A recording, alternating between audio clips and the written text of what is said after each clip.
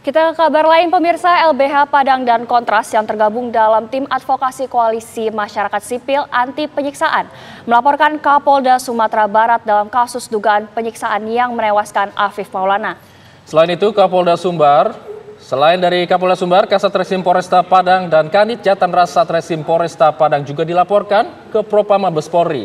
Selain itu, koalisi tersebut juga melapor ke Bareskrim Mabes Polri dalam kaitan kasus yang menarik perhatian publik ini.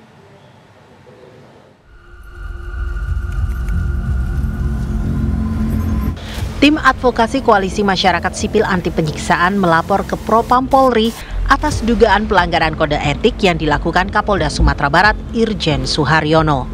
Koalisi yang menjadi gabungan antara LBH Padang, Kontras, dan sejumlah organisasi lainnya juga melaporkan Kasat Reskrim Polresta Padang, Kompol Dedi Andriansyah, dan Kanit Jatanras Satreskrim Polresta Padang. Selain itu, Koalisi Masyarakat Sipil Anti Penyiksaan juga mengajukan permohonan pengawasan insidentil kepada Kepala Biro Pengawasan Penyidik Bareskrim Polri atas proses penyelidikan dan penyidikan dugaan penganiayaan hingga berujung pada kematian Afif Maulana. Pada agenda hari ini, kami baru saja melaporkan dugaan pelanggaran kode etik yang dilakukan oleh Kapolda Sumbar, oleh Kasat Reskrim Polresta Padang dan satu Kanit Jatanras dari Satuan Reserse Polresta Padang. Laporan pengaduan ini berkesinambungan dengan upaya permohonan kami ke Biro Wasidik. Mengapa? Karena selama proses hukum yang dilakukan oleh Polresta Padang maupun Mabes Polri, maupun Polda Sumbar, kami melihat banyak kejanggalan-kejanggalan yang mengarah pada pelanggaran etik. Misal, alih-alih Polda Sumbar dan jajarannya melakukan investigasi mendalam, melakukan penyelidikan dan penyidikan terhadap kasus penyiksaan yang menyebabkan kematian terhadap almarhum AM, Kapolda Sumbar justru kemudian menggiring opini publik bahwa mencari siapa yang memviralkan kasus itu. Satu sisi, kami bersama rekan-rekan dari LBH Padang mendorong untuk dilakukan investigasi dan penyidikan mendalam. Itu sebagai pengantar dulu. Serangkaian kejanggalan dalam penyelidikan dan penyidikan kasus kematian Afif Maulana mendorong pelaporan ini dan permintaan pengawasan insidentil kepada Kepala Biro Pengawasan Penyidik Bareskrim Polri. Kasus kematian anak berusia 13 tahun tersebut diharapkan bisa segera menemukan titik terang karena sejumlah kejanggalan yang ditemukan tak bisa diabaikan. Dari Jakarta, Yulinda Tridewi, Mulya Rahman, TV One mengabarkan.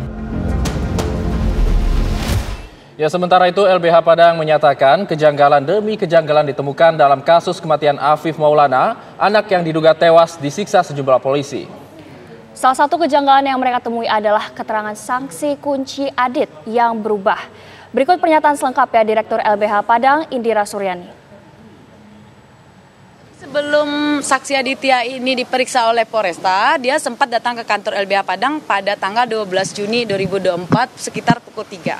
Jadi waktu itu keadaan anak ini dalam keadaan trauma, tidak tenang kami tanya, dan kemudian memang banyak pikiran begitu. Tetapi kami menanyakan beberapa hal saja. Dalam keterangan waktu itu dia menyatakan bahwa dia bermotoran dengan Afif Maulana, lalu kemudian ditendang dari arah di kiri begitu ya, ditendang motornya, dia jatuh ke kiri, dia di depan Afif Maulana. Lalu jaraknya cuma 2 meter, di depannya ada lagi yang ditendang-tendang polisi dan jatuh. Dan kemudian di situ ditanyakan, apalagi sempat Afif itu bertanya soal lompatan itu. Dan kemudian saya tanya, dia lompat nggak? Tidak, dan kemudian apa yang kamu katakan? Dia mengatakan, mari kita menyerah saja, begitu. Lalu kemudian dia katakan, lalu kapan kamu terakhir ketemu Afif? Dia mengatakan bahwa setelah itu ada pembicaraan itu, saya dibekuk sama polisi dan saya melihat Afif dikerumunin. Sampai di situ keterangannya ke kami. Dan karena itu keterangan kami ke ke LBH dan kemudian itu juga direkam, ada rekamannya, dan ketika di keterangannya di kepolisian berbeda seperti itu, dikatakan bahwa awalnya Polda sangat yakin dia melompat begitu ya, seolah-olah saksi Adit melihat dia melompat.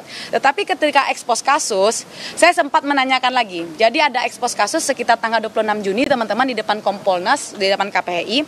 Saya sempat berdialog dengan saksi A. Jadi saya di sini, di depan saya ada saksi A dan di situ banyak polisi, dan kemudian saya bertanya, "Saksi A, apakah kamu kenal saya?" Kita belum pernah ketemu, benar. Apakah kamu kenal anggota saya? Iya, saya kenal abang-abang itu 2 orang. Lalu kemudian saya tanyakan, ketika benar nggak kamu waktu itu ditendang motornya dan kamu jatuh? Benar. Kamu di depan, Afif di belakang itu benar. 2 meter jaraknya, benar. Nah pertanyaannya, ketika jatuh ada polisi nggak? Ada. Dan kemudian berapa orang? Beberapa. Lalu kemudian saya tanyakan berapa banyak? Lalu kemudian jawabannya tidak ada. Saya nggak mungkin dong melakukan intimidasi terhadap anak, saya hentikan saja, ya sudah terima kasih. Tapi saya tanyakan, terakhir kali kamu melihat Afif Maulana itu kiri jembatan atau kanan jembatan? Kiri.